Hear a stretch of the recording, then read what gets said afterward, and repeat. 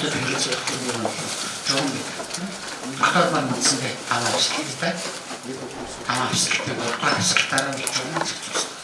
Ямар жоон бэ гэх юм уу санаач. Юуны дадлал сангаас төс зарлах юм хэрэгцээ. Машаамалтай их санаач. Жоон тийм түлбэс ийм юм байна. За эндээс би таатай айгу цөөхөн хийж таатай гэж бэлдсэн байгаа. Үндсэндээ ерөнхий үндсэн тогтоол маань болохоор за яг энэ ерөнхий даатгалын харилцаа санхүүжтэй харилцаа болж байгаа гурван талаар тийм нэгдүгээр ерөнхий даатгалын газар болон нөгөө талаа ерөнхий байгууллага. За энэ гурван байгууллагыг одоо өөрчлүүлсэн томилын том заалтууд байна. Энэ заалтууд маань одоо тэр ачуулдаргийн хөлөөний ярьдаг манай Батөрийн зөвлөлийн борон тамир албан хэлбэртэй бүх зүйлтэй холбоотой. Тоо хэмжээтэй байна. Санхүүгийн сэхлэг гэдэг юм.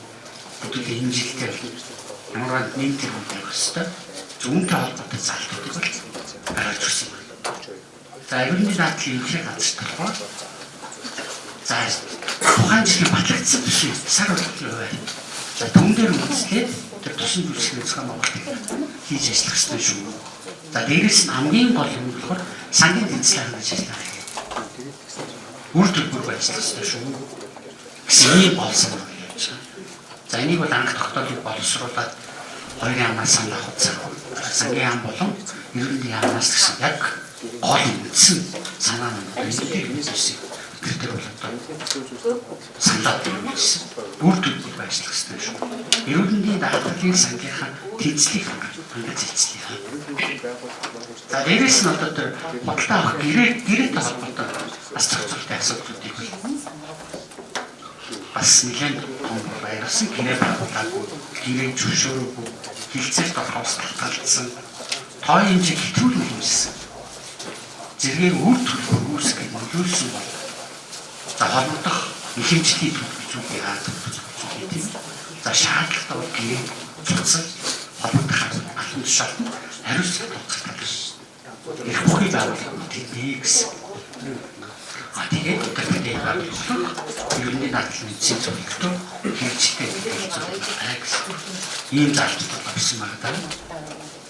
За нэг сангийн тухайн жилийн батлагдсан төсвийн сар удирдлагын хувьд за түүнд үндэслэн ерөнхий байгууллагуудын гэрээ төсвийн хязгаараас хэтрүүлэн байгуулах тийм.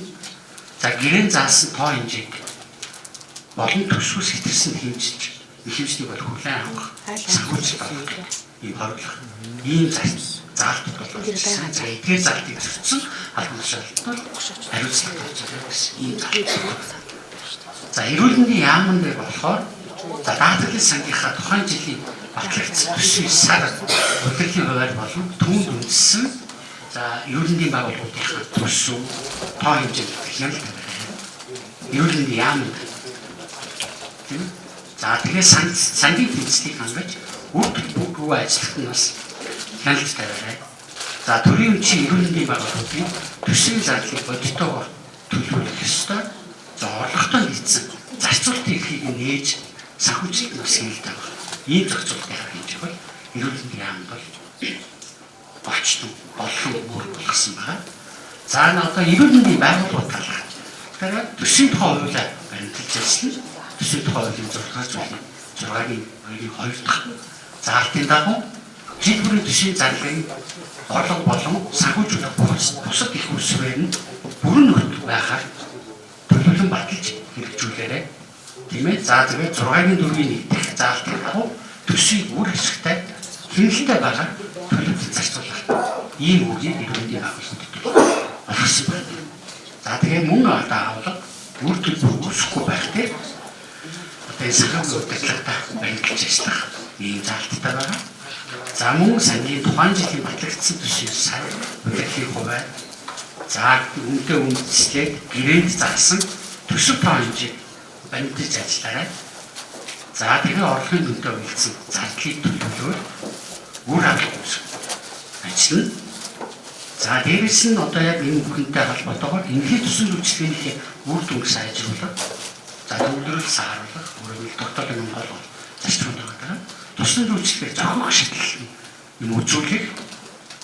замаа одоо энэ шаардлагагүй онцлогоо шинжилгээг бууруулах, за дээрэс нь одоо даатгал сангийн тэнцлийг хангаж ажиллах.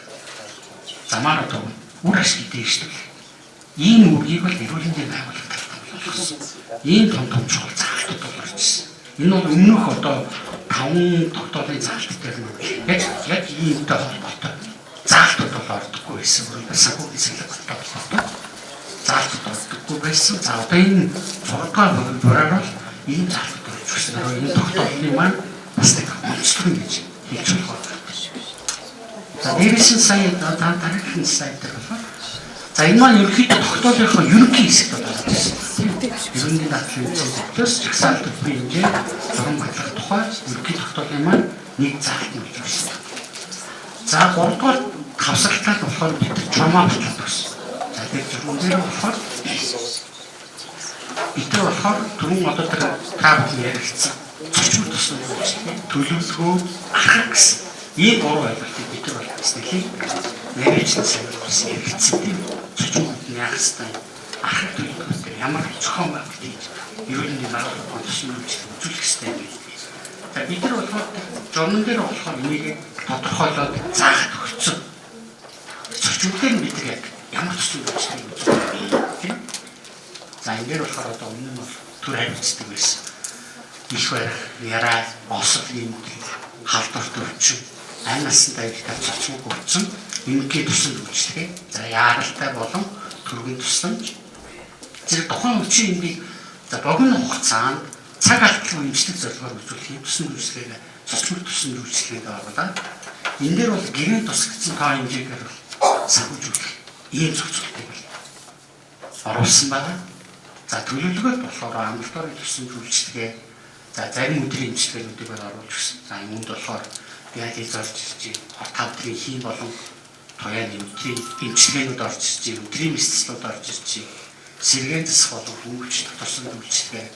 За ингээд одоо төлөвлөгөөний дагуу төлөвлөгөөний дагуу хийгддэг мэсцэл, хавдар сэтгцэн эмчийн хэвтүүлийн эмчлэг тусламж үйлчлэгийг бол төлөвлөгөө тусламж үйлчлэгээ гэж үзье. За үүндээ бол 2 хувилбараар ерөн санхүүжилтийг олох гол. Нэгдүгээр эрүүл мэндийн даатгалын үндсийн зөвлөлөөс хэрвээ тоо хэмжээ хэтэрсэн тохиолдолд за баталсан төлбөрийн хэмжээний 80%-аар тооцож санхүүжүүлэх. Ийм зохицуулт болсон байна. За эсвэл эрүүл мэндийн байгууллагуудаа зөвшөөрсөн гэрээнд тусгай хилцэл хийсний үндсэн тухайн жилийн ихэмжлэлийг зогсоож иргэн талаасаа төлбөр авах зөвшөөрөх. Ийм заалт болж байна. Иргэн талаасаа төлбөр авах зөвшөөрөх. За архаг тусламж үйлчлэгээ дээр болохоор одоо өдрийн эмчилгээ, архаг өвчин, хэвтүүлийн эмчилгээ тийм. За архаг үеийн сэргээн засах олон одоо төлөвлөгөөт мэсцлүүд орж ирж байна. Уламжлалт амрахын тусламж үйлчлэгийг архаг тусламж үйлчлэгээ гэж үзье. Тодорхойлоод за гэрээ тусгацсан тоо хэмжээнээс хэтэрсэн тохиолдолд худалдаа авах байна. Ийм зохицол за тэгэхээр иргэн талаас нь болохоор иргэнээс төлбөр авч тусламж үйлчлэгээ үзүүлэхийг ийм зөвшөөрөх. Өөрөлдөл гэрээ дээр хилцэл хийсэн юм чинь за иргэнээс төлбөр авч тусламж үйлчлэгээ үзүүлэхийг зөвшөөрөх. Ийм заалтууд болж байна. Гэсэн байгаа шүү. Тэгэхээр та бүхэн одоо журмынхаа зохицуултыг үндэслэлцэхтэй ингээд илүү бол хатцаа өгүүлж ястараа.